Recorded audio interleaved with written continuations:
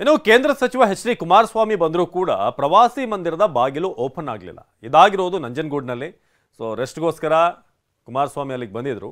ಆದರೆ ಅಲ್ಲಿನ ಸಿಬ್ಬಂದಿ ಯಾರೂ ಕೂಡ ಇರಲಿಲ್ಲ, ಯಾರೂ ಬಾಗಿಲು ತೆಗೆಯೋರೇ ಇಲ್ಲ ಅಂತ ಪರಿಸ್ಥಿತಿ ಇದು. ನಂಜನಗೂಡು ಪ್ರವಾಸಿ ಮಂದಿರದಲ್ಲಿ ಕೇಂದ್ರ ಸಚಿವರ ಭೇಟಿ ವಿಚಾರವನ್ನು ಅಧಿಕಾರಿಗಳೇ ಆಲ್ರೆಡಿ ತಿಳಿಸಲಾಗಿತ್ತು ಅಂತ ಈಗ ಅವರ ಸಚಿವಾಲಯದ ಅಧಿಕಾರಿಗಳು ಹೇಳ್ತಿದ್ದಾರೆ. ಆದರೆ ಪ್ರವಾಸದ ಪಟ್ಟಿ ಬಿಡುಗಡೆ ಆಗಿದ್ರು ಕೂಡ ಯಾರೊಬ್ಬರು ಕೂಡ ಸುಳಿಲಿಲ್ಲ. ಐಬಿಗೆ ಬೀಗ ಹಾಗೆ ಇತ್ತು. ಇನ್ನು ನಮ್ಮ ಪ್ರತಿನಿಧಿ ರಾಮ್ ಎಚ್.ಡಿ. ಕುಮಾರಸ್ವಾಮಿ ಅವರನ್ನ ಮಾತನಾಡಿಸಿದ್ದಾರೆ, ಬನ್ನಿ ನೋಡೋಣ.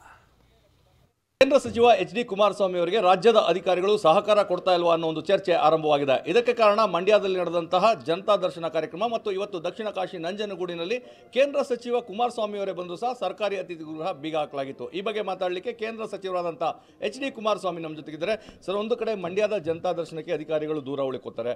ಇವತ್ತು ತಾವು ಪ್ರೋಟೋಕಾಲ್ ಇರುವಂಥದ್ದು ಮತ್ತೆ TPಯಲ್ಲಿ ಇತ್ತು, ತಾವು ನಂಜನಗೂಡಿಗೆ ಹೋಗ್ತಾ ಇರಂತ, ಆದರೂ ಸಹ ಸರ್ಕಾರಿ ಅತಿಥಿ ಗೃಹ ಬಂದಾಗಿರುತ್ತೆ.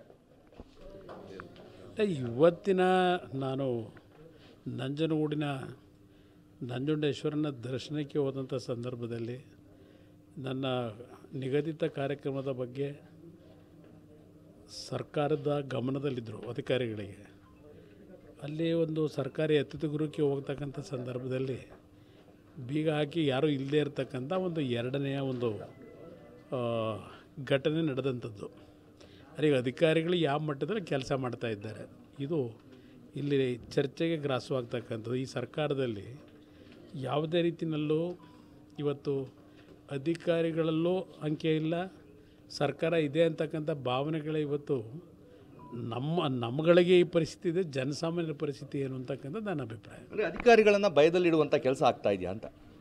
ಅಧಿಕಾರಿಗಳನ್ನು ಭಯದಲ್ಲಿಡ್ತಕ್ಕಂಥ ಕೆಲಸ ಅಲ್ಲ, ಅಧಿಕಾರಿಗಳನ್ನು ಇವತ್ತು ಯಾವ ರೀತಿ ಒಂದು ಕೆಲಸ ನಿರ್ವಹಣೆ ಮಾಡಬೇಕಲ್ಲ, ನಿರ್ವಹಣೆ ಮಾಡದೇ ಇರತಕ್ಕಂಥ ನಿರಾಸಕ್ತಿಗೆ ಒಳಗಾಗ್ತಕ್ಕಂಥ ಪರಿಸ್ಥಿತಿ ನಿರ್ಮಾಣ ಆಗಿದೆ. ಜನತಾ ದರ್ಶನಲ್ಲೂ ತಾವು ಹೇಳಿದ್ರಿ ಅಧಿಕಾರಿಗಳನ್ನ ದೂರ ಇಡ್ಬೋದು, ಆದರೆ ಜನಗಳನ್ನ ದೂರ ಇಡೋಕ್ಕಾಗಲ್ಲ ಅಂತ. ಇಲ್ಲ, ನನ್ನ ಜನಗಳ ನಡುವೆ ಇರತಕ್ಕಂಥ ಆತ್ಮೀಯತೆಯನ್ನು ಇವರು ದೂರ ತೆಗಿಲಿಕ್ಕಾಗೋದಿಲ್ಲ, ದೂರ ತೆಗಿಲಿಕ್ಕೂ ಆಗೋದಿಲ್ಲ.